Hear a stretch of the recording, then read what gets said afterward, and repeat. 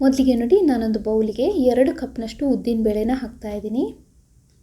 ಇದನ್ನು ಚೆನ್ನಾಗಿ ತೊಳಿತಾ ಇದ್ದೀನಿ. ಚೆನ್ನಾಗಿ ತೊಳೆದ್ಬಿಟ್ಟು ನೀರನ್ನು ಹಾಕಿ ನೆನೆಯೋದಕ್ಕೆ ಇಡ್ತಾ ಇದ್ದೀನಿ. ಚೆನ್ನಾಗಿ ತೊಳಿಬೇಕು. ಇದೊಂದು 6 ಗಂಟೆ ಅಷ್ಟಾದರೂ ನೆನೆಬೇಕು.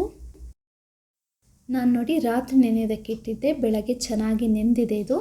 ಇವಾಗ ಇದನ್ನು ನಾನು 2 ಬ್ಯಾಚಾಗಿ ಗ್ರೈಂಡ್ ಮಾಡ್ಕೊಳ್ತಾ ಇದ್ದೀನಿ. ನಾನು ಮಿಕ್ಸಿಯಲ್ಲಿ ಗ್ರೈಂಡ್ ಮಾಡ್ತಾ ಇದ್ದೀನಿ. ಗ್ರೈಂಡರಲ್ಲಿದ್ದರೆ ಚೆನ್ನಾಗಿ ಬರುತ್ತೆ ಇದು ತುಂಬ.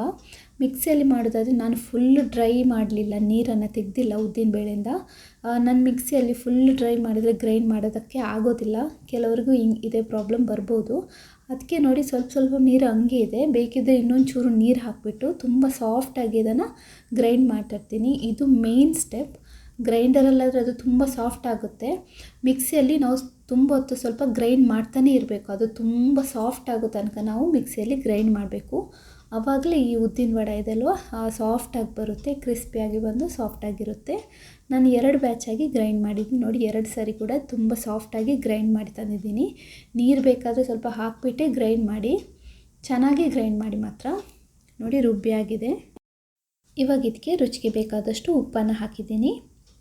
ಆಮೇಲೆ ಸಣ್ಣ ಕಟ್ ಮಾಡಿರುವಂಥ ತೆಂಗಿನಕಾಯಿ, ಸ್ವಲ್ಪ ಕರಿಬೇವು ಸೊಪ್ಪನ್ನು ಕಟ್ ಮಾಡಿ ಹಾಕಿದ್ದೀನಿ. ಆಮೇಲೆ 1 ಮೆಣಸಿನ್ಕಾಯಿ, ಖಾರ ಜಾಸ್ತಿ ಬೇಕು ಅಂದರೆ ಸ್ವಲ್ಪ ಜಾಸ್ತಿ ಯೂಸ್ ಮಾಡ್ಕೊಳ್ಳಿ. ಆಮೇಲೆ ಶುಂಠಿನ ಸಣ್ಣ ಕಟ್ ಮಾಡಿರೋದು, ಆಮೇಲೆ ಕರಿಮೆಣಸನ್ನು ಗುದ್ದಿ ಪುಡಿ ಮಾಡಿ ಹಾಕಿದ್ದೀನಿ. ಆಮೇಲೆ ಸ್ವಲ್ಪ ಕೊತ್ತಂಬರಿ ಸೊಪ್ಪು, ಒಂದು ಅರ್ಧ ಟೀ ಸ್ಪೂನ್ನಷ್ಟು ಜೀರಿಗೆ. ಈಗ ಇದನ್ನು ಚೆನ್ನಾಗಿ ಮಿಕ್ಸ್ ಮಾಡ್ಕೊಳ್ಬೇಕು. ಸೋಡಾ ಎಲ್ಲ ಹಾಕಬೇಕಾದಂಥ ಅವಶ್ಯಕತೆಯೇ ಇಲ್ಲ. ಇದರಲ್ಲಿ ಮೇನ್ ಸ್ಟೆಪ್ ಏನಂತ ಹೇಳಿದರೆ, ಒಂದು ಗ್ರೈಂಡ್ ಮಾಡುವಂತಹ ವಿಧಾನ, ಆಮೇಲೆ ಮಿಕ್ಸ್ ಮಾಡುವಂತಹ ವಿಧಾನ. ಒಂದು ಚೆನ್ನಾಗಿ ನಾವು ಗ್ರೈಂಡ್ ಮಾಡಿರಬೇಕು ತುಂಬ ಸಾಫ್ಟ್ ಆಗೋ ತನಕ, ಸಣ್ಣ ಪೀಸೆಲ್ಲ ಉಳಿದಿರಬಾರ್ದು. ಆಮೇಲೆ ನೋಡಿ ಮಿಕ್ಸ್ ಮಾಡುವಂತಹ ವಿಧಾನ, ಚೆನ್ನಾಗಿ ಬೀಟ್ ಮಾಡಬೇಕು. ಒಂದೇ ಡೈರೆಕ್ಷನಲ್ಲಿ ತಿರುಗಿಸ್ತಾ ಹೋಗಬೇಕು. ಒಂದು ವೇಳೆ ನೀವು ಗ್ರೈಂಡ್ ಮಾಡಿರುವಂಥ ಮಿಕ್ಸರ್ ತುಂಬ ಸಾಫ್ಟಾಗಿದೆ, ಇದನ್ನು ಮ್ಯಾನೇಜ್ ಮಾಡೋಕ್ಕೆ ಆಗಲ್ಲ ಅಂತ ಅನಿಸಿದರೆ ಸ್ವಲ್ಪ ಅಕ್ಕಿ ಹಿಟ್ಟನ್ನು ನೀವು ಮಿಕ್ಸ್ ಮಾಡ್ಬೋದು. ಇಲ್ಲಾಂದರೆ ಅಕ್ಕಿ ಹಿಟ್ಟು ಕೂಡ ಹಾಕಬೇಕಾದಂಥ ಅವಶ್ಯಕತೆ ಇಲ್ಲ.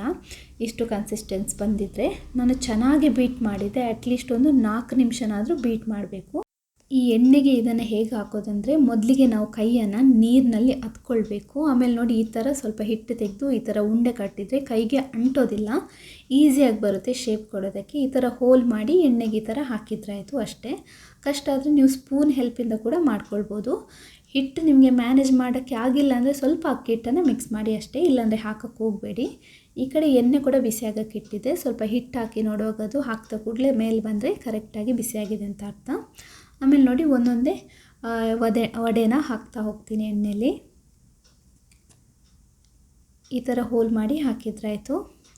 ತುಂಬ ಮೇಲೆ ಬರುವ ಹಾಗೆ ಇದು ವಡೆನ ಹಾಕಕ್ಕೆ ಹೋಗಬೇಡಿ. ಸ್ವಲ್ಪ ಸ್ಪೇಸ್ ಬಿಡಿ ಅವುಗಳಿಗೆ. ನಾನು ನೋಡಿ 5 ಹಾಕಿದ್ದೀನಿ. ಅದು ತೇಲೋದಕ್ಕೆ ಎಷ್ಟು ಜಾಗ ಬೇಕೋ ಅಷ್ಟು ಬಿಟ್ಬಿಡಿ. ಮೇಲೆ ಹಾಕಿದರೆ ಅದು ಒಂದಕ್ಕೊಂದು ಅಂಟ್ಕೊಂಡು ಬಿಡುತ್ತೆ. ಅದಕ್ಕೋಸ್ಕರ ಇದೀಗ ಕಲರ್ ಚೇಂಜ್ ಆಗೋ ತನಕ ನಾವು ಇದನ್ನು ಕಾಯಿಸಿದ್ದಾಯಿತು. ಮೀಡಿಯಮ್ ಫ್ಲೇಮಲ್ಲೇ ಬೇಯಿಸ್ಕೊಳ್ಬೇಕು. ಹೈ ಫ್ಲೇಮಲ್ಲಿಟ್ಟರೆ ಮೇಲ್ಗಡೆ ಕಲರ್ ಬಂದುಬಿಡುತ್ತೆ, ಒಳಗಡೆ ಬೆಂದಿರೋದಿಲ್ಲ. ಅದಕ್ಕೋಸ್ಕರ ಮೀಡಿಯಮ್ ಫ್ಲೇಮಲ್ಲೇ ಬೇಯಿಸ್ಕೊಳ್ಬೇಕು. ಇದೀಗ ಆಗಿದೆ ನೋಡಿ.